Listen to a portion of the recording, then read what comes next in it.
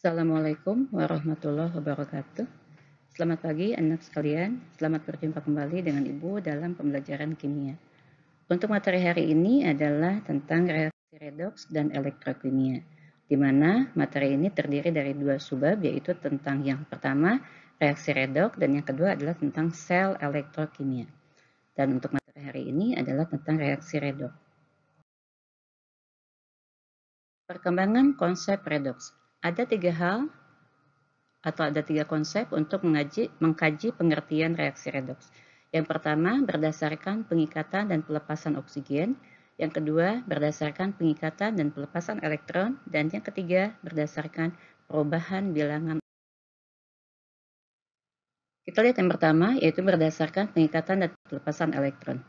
Reaksi redoks merupakan singkatan dari reaksi reduksi dan oksidasi. Nah, dalam hal ini, reaksi oksidasi adalah reaksi pengikatan oksigen oleh suatu unsur menjadi senyawa oksidasinya.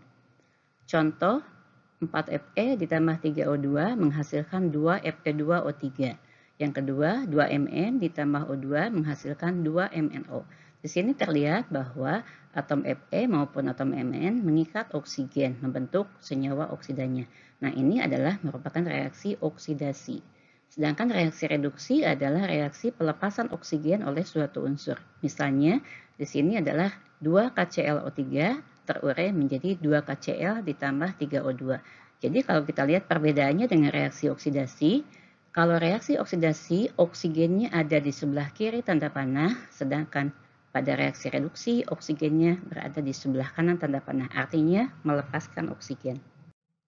Yang kedua, reaksi redoks dilihat berdasarkan pengikatan dan pelepasan elektron. Reaksi oksidasi adalah reaksi pelepasan elektron. Contoh, atom Na berubah menjadi ion Na positif dengan melepaskan satu elektron. Dan atom Al berubah menjadi Al3 positif dengan melepas 3 elektron. Nah, di sini kalau melepaskan elektron, cirinya adalah elektron berada di sebelah kanan. Sedangkan untuk reaksi reduksi, yaitu reaksi pengikatan elektron. Contoh di sini Cl ditambah 1 elektron menjadi Cl negatif dan O ditambah 2 elektron menjadi O2 negatif. Kalian bisa lihat bahwa di sini elektronnya ada di sebelah kiri, artinya menerima elektron atau mengikat elektron. Yang ketiga, berdasarkan perubahan bilangan oksidasi. Apa itu bilangan oksidasi? Bilangan oksidasi adalah angka atau bilangan yang menyatakan banyaknya elektron yang telah dilepaskan atau diterima oleh suatu atom dalam suatu senyawa. Setiap atom mempunyai muatan yang disebut dengan bilangan oksidasi. Reaksi oksidasi adalah reaksi yang mengalami kenaikan bilangan oksidasi, sedangkan reaksi reduksi adalah reaksi yang mengalami penurunan bilangan oksidasi. Berikut adalah aturan penentuan bilangan oksidasi. Dan aturan ini sebenarnya kalian telah pelajari di kelas 10. Ini hanya diperlihatkan saja tentang aturan-aturan penentuan bilangan oksidasi. Nah, kemudian kita lihat pengertian reaksi redoks. Reaksi redoks adalah reaksi yang di dalamnya terdapat reaksi reduksi dan oksidasi. Atau reaksi redoks bisa juga diartikan dengan reaksi yang di dalamnya terdapat zat yang mengalami reaksi reduksi atau disebut dengan oksidator dan zat yang mengalami reaksi oksidasi atau disebut juga dengan reduktor. Contoh reaksi redoks. Misalnya di sini ada 2Ag positif ditambah Zn menjadi 2Ag ditambah Zn2 positif. Nah, kalau kita lihat bilangan oksidasinya, di sini Ag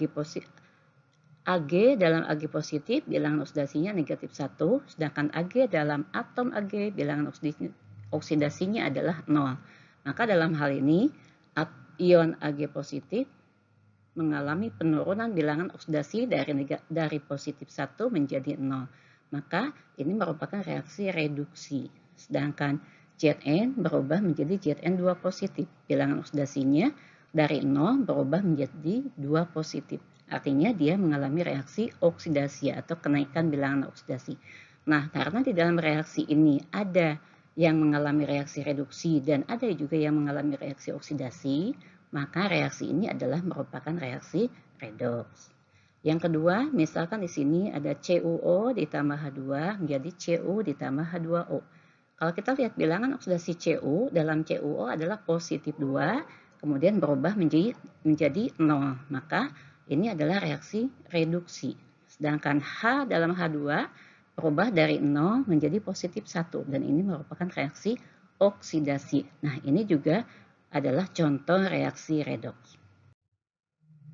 Kemudian, cara menentukan reduktor dan oksidator. Reduktor adalah zat yang mengalami reaksi oksidasi, sedangkan oksidator adalah zat yang mengalami reaksi reduksi. Kalau kita lihat reaksi redoks berikut, misalnya Fe ditambah 2HCl menjadi FeCl2 ditambah 2H2. Maka Fe di sini bilangan oksidasinya berubah dari 0 menjadi positif 2. Maka ini merupakan reaksi oksidasi dan yang mengalami oksidasi adalah Fe. Jadi Fe bertindak sebagai reduktor. Sedangkan atom H dalam HCl berubah dari positif 1 menjadi 0. Dengan kata lain, HCl mengalami reaksi reduksi, maka HCl bertindak sebagai oksidator. Kemudian ada juga yang disebut dengan reaksi autoredoks atau reaksi disproporsionasi. Apa itu reaksi autoredoks? Kita lihat contoh berikut. Ada Cl2 ditambah 2NaOH menjadi NaCl ditambah NaClO dan H2O. Kita lihat Cl dalam Cl2 berubah dari 0 menjadi negatif 1 dalam NaCl. Dengan kata lain ini merupakan reaksi reduksi.